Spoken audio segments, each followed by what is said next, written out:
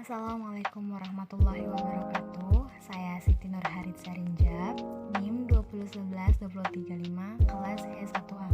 Sekarang saya akan merangkum materi-materi ISBD yang sudah pernah dibahas sebelumnya yang saya pahami. Nah, yang pertama, materi tentang individu, keluarga, masyarakat, dan interaksi sosial. Yang pertama, individu. Individu berarti kan tak dapat dibagi atau pecah, yang berarti perorangan atau diri pribadi. Dalam individu mencakup fisik dan psikis, di mana di dalam fisik terdapat potensi lahiria dan psikis yaitu potensi batinia. Dalam potensi lahiria ini membahas mengenai anggota badan panca indera dan lain-lain, sedangkan potensi batinia membahas mengenai intelijensi emosi. Intinya, fisik dan psikis itu berarahkan pada sikap, perbuatan, dan emosi. Dalam potensi lahiria dan potensi batinia mencakup potensi naluriah, yang dimana potensi naluriah menurut para ahli ilmu jiwa yaitu James ada 30 macam, Thorndike 40 macam, dan ahli lain 9 macam, 60 macam. Mengenal individu, yang pertama pendekatan naluriah, dua pendekatan dari segi fisik, ketiga pendekatan dari segi psikis. Segi fisik meliputi faktor-faktor penunjang kehidupan manusia itu mencakup tiga. Yang pertama sandang, kedua pangan, ketiga papan, yang membuat interaksi dengan lingkungan yang menimbulkan hasil budaya serta pengaruh lingkungan terhadap manusia serta perbedaan ketahanan fisik masyarakat pegunungan, pedesaan, dan juga perkotaan. Dalam segi fisik memiliki refleksi psikis mencakup tingkah laku individu. Fungsi psikis sangat berperan terhadap gerak dan perbuatan manusia, serta tingkah laku individu merupakan refleksi psikisnya, sedangkan tingkah laku fisik dan perbuatan individu berpengaruh pada fungsi psikis. Selanjutnya kita masuk pada tenaga kejiwaan berupa cipta, rasa, dan karsa. Karsa meliputi kemampuan yang merupakan sumber dorongan atau kekuatan dari suatu kegiatan. Contohnya, keinginan, hasrat, dan kemauan. Rasa meliputi kemampuan yang memberi sifat pada kegiatan berupa keharusan, kesenangan, ketidaksenangan, dan lain-lain. Yang berhubungan dengan rasa erat dengan jasmania seperti rasa sakit, rasa dingin, dan sebagainya disebut dengan perasaan jasmania. Cipta merupakan kemampuan yang dapat menciptakan sesuatu dan memecahkan persoalan-persoalan dan mencari jalan tepat untuk suatu kegiatan. Nah, pengaruh lingkungan terhadap individu, penyesuaian diri individu, dia lebih ke kreativitas atau gerakan refleks atau meniru atau sebagai hasil dari latihan. Nah, lingkungan alam yang di dalamnya memiliki material, sosial, perubahan, geografis, ekosistem atau cuaca yang mempengaruhi perubahan sikap maupun kondisi fisik dan psikis kurang responsif. Nah, yang kedua keluarga. Atau yang berarti kelompok individu yang lebih mementingkan adalah keluarga. Keluarga bisa dibentuk kelompok-kelompok individu dikarenakan ada darah perkawinan ataupun adopsi. Menurut William Goode, memiliki beberapa, yaitu yang pertama patrilokal jika seorang wanita pindah ke keluarga suami, kedua matrilokal jika yang laki-laki masuk ke keluarga sang istri, neolokal jika mereka pindah ke tempat tersendiri. Nah, pengaruh keluarga terhadap anggota-anggotanya memiliki faktor yang berpengaruh terhadap keluarga. Yang pertama, status sosial ekonomi keluarga, yang kedua faktor keutuhan keluarga, yang ketiga sikap dan kebiasaan orang tua. Perkawinan sebagai elemen pembentuk keluarga memiliki fungsi keluarga. Fungsi keluarga secara luas menurut William Ogburn, yang pertama fungsi pelindung, yang kedua fungsi ekonomi, yang ketiga fungsi pendidikan, yang keempat fungsi rekreasi, dan yang terakhir fungsi agama. Nah, yang ketiga masyarakat. Manusia adalah makhluk masyarakat atau selalu hidup bersama dan berada di antara manusia lainnya seperti bersosialisasi. Adapun bentuk-bentuk masyarakat dari segi pengelompokannya. Nah, yang pertama masyarakat paguyuban atau Gemeinschaft, kedua masyarakat patebayan atau Gesellschaft. Tingkatan-tingkatan masyarakat ditinjau dari perubahan yang terjadi. Yang pertama masyarakat tradisional, yang kedua masyarakat modern. Nah, Selanjutnya materi kedua yaitu tentang remaja dan pemuda dalam permasalahan generasi sosial. Yang pertama, pemuda dan identitas. Pembinaan dan pengembangan generasi muda memiliki pola dasar pembinaan dan pengembangan generasi muda disusun berlandaskan. Itu pun memiliki landasan. Yang pertama, landasan DIL yaitu Pancasila. Kedua, landasan konstitusional yaitu Undang-Undang Dasar 1945, landasan strategi GBHN, landasan historis Sumpah Pemuda dan Proklamasi Kemerdekaan. Yang kelima, landasan normatif yang memiliki etika, tata nilai, dan tradisi luhur yang hidup dalam masyarakat. Pengertian pokok pembinaan dan pengembangan generasi muda memiliki adapun beberapa. Yang pertama, generasi muda sebagai objek pembinaan dan pengembangan. Kedua, generasi muda sebagai objek pembinaan dan pengembangan.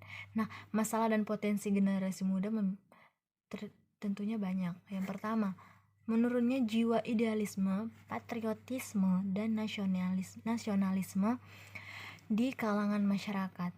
Yang kedua, kekurang pastian yang dialami oleh generasi muda terhadap masa depannya.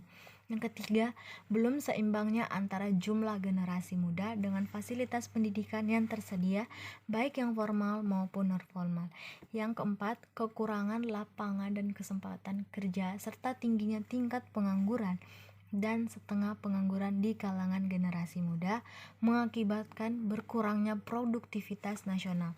Nah, yang kelima, kurangnya gizi yang menghambat perkembangan kecerdasan, masih banyak perkawinan di bawah umur minimnya, terutama di kalangan masih pedesaan. Nah, yang selanjutnya pergaulan bebas, penyalahgunaan narkotika. Nah, dalam potensi generasi muda memiliki beberapa idealisme. Yang pertama, idealisme dan daya kritis. Yang kedua, dinamika dan kreativitas. Yang ketiga, keberanian mengambil resiko. Yang keempat, optimis dan kegairahan semangat.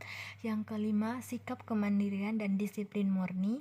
Yang keenam, terdidik. Yang ketujuh, keanekaragaman dalam persatuan dan kesatuan. Yang kedelapan, patriotisme dan nasionalisme. Yang kesembilan, sikap ksatria. Yang kesepuluh, kemampuan penguasaan ilmu dan teknologi. Nah, selanjutnya peran pemuda dalam masyarakat. Ilmu pengetahuan mencakup formal dan non-formal, yaitu perubahan mencakup pembangunan. Nah, mahasiswa sebagai pelopor pembangunan, perubahan, usaha untuk mengembangkan kepribadian yang menyesuaikan kebutuhan masyarakat modern.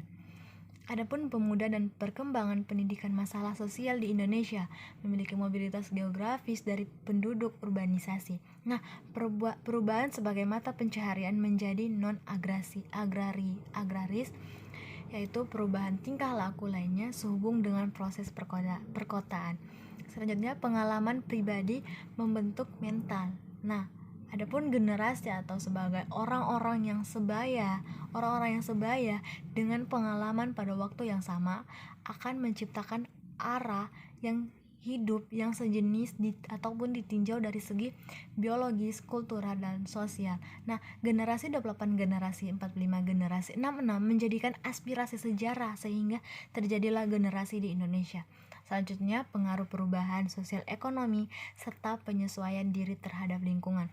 Nah, teori generasi menurut William Strauss dan Neil Howe. Yang pertama, baby boomer pada tahun 1946 sampai 1964 lahir setelah PD2, generasi yang adaptif, mudah menyesuaikan diri, dianggap sebagai orang yang mempunyai pengalaman hidup.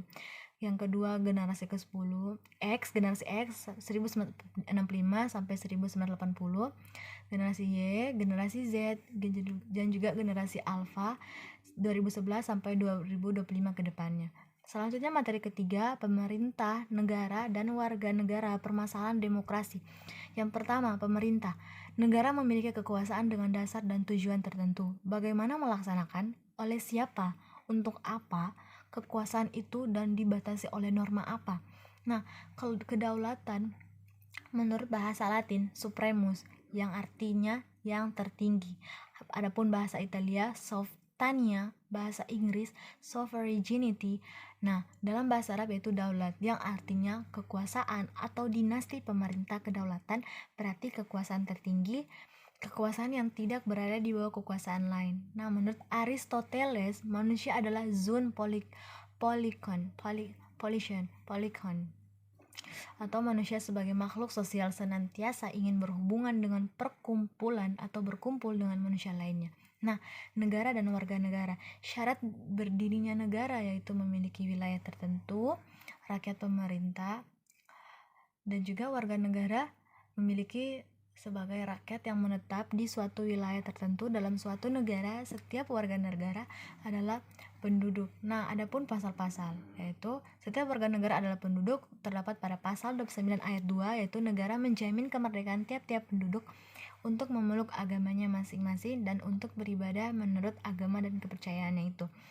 Yang kedua, penduduk tidak selalu warga negara. Terdapat pada pasal 27 ayat 2, tiap-tiap warga negara berhak atas pekerjaan dan penghidupan yang layak bagi kemanusiaan.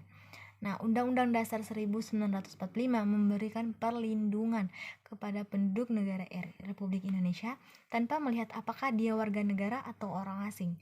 Ada dua asas dalam menentukan warga negara, yaitu asas pertama, asas ius soli atau asas daerah kelahiran. Sebagai kewarganegaraan, seseorang ditentukan oleh tempat kelahirannya. Seseorang adalah warga negara B karena dia lahir di negara B tersebut. Nah, adapun asas ius sanguinus atau asas keturunan, kewarganegaraan seseorang ditentukan oleh keturunan dari orang yang bersangkutan. Contohnya, seseorang adalah warga negara A karena orang tuanya adalah warga negara A. Asas ius sanguinus terdapat di Eropa kontinental, asas ius soli Amerika Serikat, Australia, Kanada.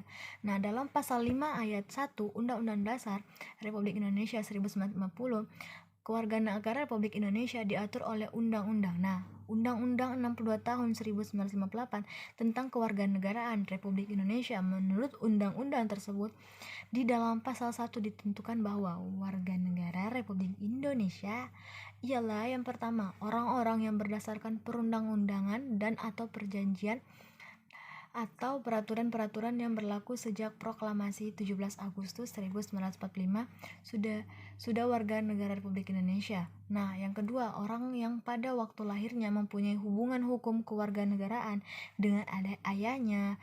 Seseorang warga negara Republik Indonesia dengan pengertian bahwa kewarganegaraan Republik Indonesia tersebut dimulai sejak adanya hubungan hukum keluargaan termasuk dan bahwa hubungan hukum kekeluargaan ini diadakan sebelum orang itu berumur 18 tahun. Nah, selanjutnya, anak yang lahir dalam 300 hari setelah ayahnya meninggal dunia apabila ayah itu pada waktu meninggal dunia adalah warga negara Republik Indonesia. Selanjutnya, orang yang pada waktu lahirnya ibunya warga negara Republik Indonesia apabila ia pada waktu itu tidak mempunyai hubungan hukum kekeluargaan dengan ayahnya. Nah, yang selanjutnya, orang yang pada waktu lahirnya ibunya warga negara wilayah jika ayahnya tidak mempunyai kewarganegaraan atau selama tidak diketahui orang tuanya. Selanjutnya, orang yang lahir di dalam wilayah Republik Indonesia selama kedua orang tuanya tidak diketahui. Nah, selanjutnya, seorang anak yang diketemukan di dalam wilayah Republik Indonesia selama tidak diketahui kedua orang tuanya. Selanjutnya, orang yang lahir di dalam wilayah Republik Indonesia jika kedua orang tuanya tidak mempunyai kewarganegaraan atau selama kewarganegaraan orang tuanya tidak diketahui. Selanjutnya, orang yang lahir di dalam wilayah Republik Indonesia yang pada waktu lahirnya tidak mendapat kewarganegaraan ayah ataupun ibunya dan selama ia tidak mendapat kewarganegaraan ayah atau ibunya itu. Nah, yang ke-10, orang yang memperoleh kewarganegaraan Republik Indonesia menurut aturan undang-undang itu. Nah, akhirnya di penghujung, demikian dari saya. Terima kasih. Wassalamualaikum warahmatullahi wabarakatuh. Terima kasih.